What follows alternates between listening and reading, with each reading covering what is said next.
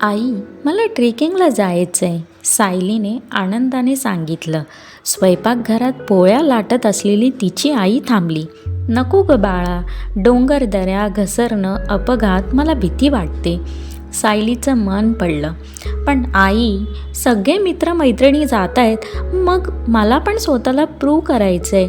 आईच्या डोळ्यात काळजी होती, राग नव्हता. ती साधी महाराष्ट्रीयन आई, जिच्यासाठी मुलगी म्हणजे जपायचं सोनं. तिच्या मनात एकच विचार, काही झालं तर. नाही म्हणजे नाही. आईचा आवाज ठाम होता, पण आतून ती तुटत होती. काही दिवसांनी कॉलेजवरून घरी येताना रस्त्यावर एक भरधाव ट्रक आणि सगळं क्षणात बदललं. डोळे उघडले तेव्हा सायली हॉस्पिटलमध्ये होती. पाय हालत नव्हते. डॉक्टरांचा आवाज कानात घुमत होता, स्पायनल इंजरी आहे, पुढचं आयुष्य व्हीलचेअरवर.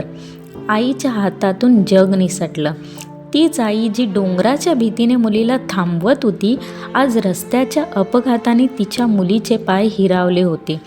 एका संध्याकाळी खिडकीतून आकाशाकडे बघत सायली म्हणाली, आई, जर तू मला ट्रेकिंगला जाऊ दिलं असतंस तर किमान एकदा तरी मी डोंगरावर उभी राहिली असती.